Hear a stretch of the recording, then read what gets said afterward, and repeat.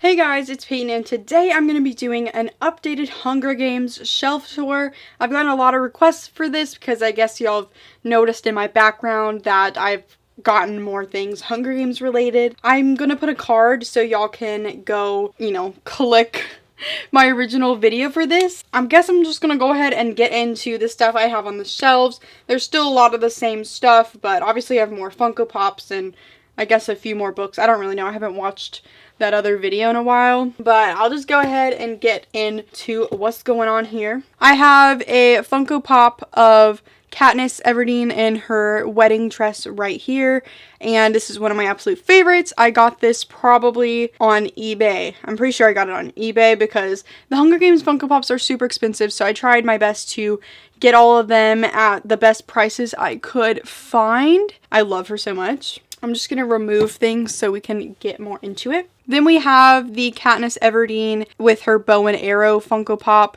I don't remember if I had this one in my other video, but this one is like the rarest one to find. It's probably the first one that they released. I'm not really sure, but obviously this is the iconic Katniss look, and I just needed it for my collection. I spent way too much money on this, so if you're gonna want this, like, you're gonna have to pay up because it's always super expensive, but in the end it's worth it to me, and it makes me so happy to see it on my shelf all the time. The next Funko Pop I have here is Peeta Mellark. I love him so much. He's one of my favorite fictional male characters. Obviously, he is adorable. This is his first movie look. So glad to have him. Then I have the Katniss Everdeen in the fire dress.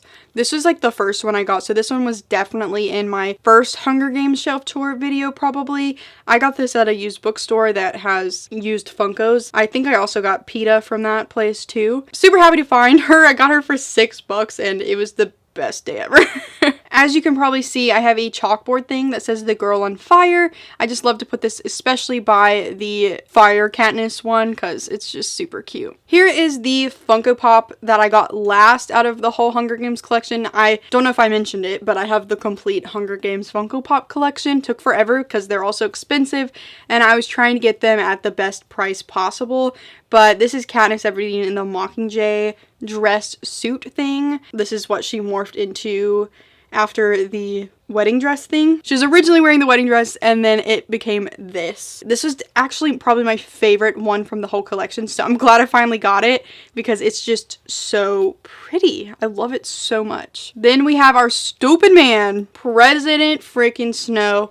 This is an outfit from Catching Fire, I believe. And he's just holding a little glass, and definitely happy to have him in my collection, but I hate his guts. And also, for some reason, my Funko Pop sounds like a maraca, like something broke off in his head. I don't know why, but I don't really care. And then last but not least, we have Effie Trinket. This Funko Pop actually kind of messed up. Like, she won't stand up half the time by herself, so I have to like lean her up against my shelf. And it's probably because I got her out of my mailbox and it was really hot and I think I accidentally like moved her foot, like the molding of the foot. So it moved and now she won't stand up. So I think that's just a me problem. But I love this Funko so much because obviously Effie Trinket is iconic for the whole series. This is her first movie look. So now we're getting more into the rest of the shelf. Here is my Mockingjay Pin. This is the first movie or the first book Mockingjay Pin, and I love it so much. And recently for my birthday, my friend Brittany from Brittany and Books got me the Catching Fire one, and I definitely really want to get the Mockingjay one because I want the whole selection, or the collection, not the selection. I want the collection of the Mockingjay pins. I just haven't gotten the third one yet, but thank you so much for this, Brittany. I love it so much. Next, we have here a Ballad of Songbirds and Snakes postcard. I've had so many people in my comments asking like, how did you get the book early? I'm like, no, it's just a postcard. I got it at a book festival and I just put it on display. So this Funko right here has nothing to do with the Hunger Games. It's Bruni from Frozen 2. He's the fire salamander and he's just freaking cute, so he's right here. I also have a cookie that has the cover for the Ballad on it, and it's probably a disgusting cookie at this point because I haven't eaten it and I've had it for months, but it's just so freaking cool. I couldn't help but keep it. So now we're gonna get into the actual books. Most of the books are the same other than obviously I got new copies of the newest book, but we're gonna get into here first. This is just my Jennifer Lawrence book, my Catching Fire official illustrated movie companion and this magazine that I got for the Hunger Games. I really want to get a bunch of the magazines for the Hunger Games. I might try to get them off eBay because I just was broke when all of those came out, so great. This is Dash from The Incredibles, whatever. Then I have this anniversary edition of The Hunger Games, the first book. I got it for $10 at my used bookstore, and it just has this arrow on it with deckled edges. I don't remember what anniversary this was for, but it's something.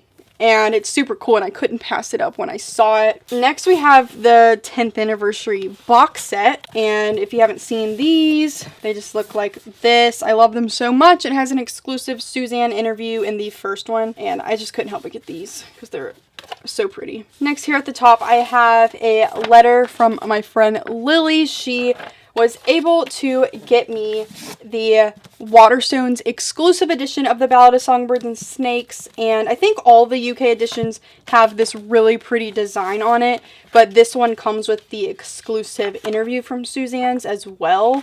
And it's just so freaking gorgeous, and so glad to have this in my collection. It even comes with a bookmark. It's like a green tassel, and I just am so happy to have this. So thank you so much, Lily. She has a channel. It's Lily L Reads, so go subscribe to her. She's so awesome and makes Hunger Games videos as well. Then we have my 2 American copies of the Ballad of Songbirds and Snakes. This one, I believe, was from Amazon. I pre-ordered this thinking that the Barnes & Noble one would be late, but the Barnes & Noble one actually was the one that wasn't late, and I tabbed it up and everything. I wanted the exclusive interview in this one, and I just decided I'm just going to annotate this one.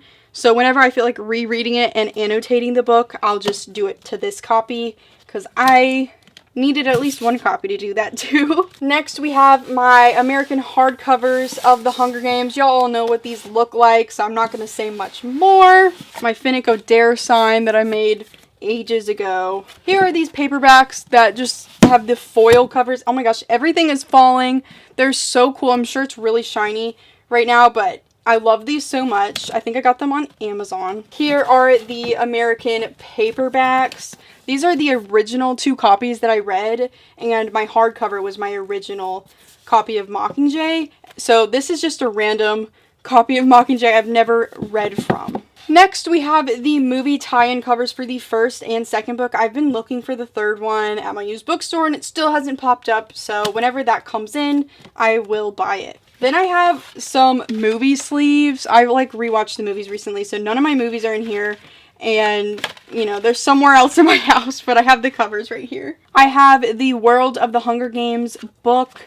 Never read this, but it has so many, pictures from the movie. I feel like a lot of us have this book just hanging around on our shelves. Then I have The Girl Who Was on Fire. It's written by a bunch of authors. It's just a bunch of essays about people talking about the Hunger Games trilogy. I haven't read this, but my boyfriend got it for me, and I think it seems like something really fun to read one day. Over here, I have 2 more paperback copies of the Hunger Games. I got these handed to me for free at Y'all Fest.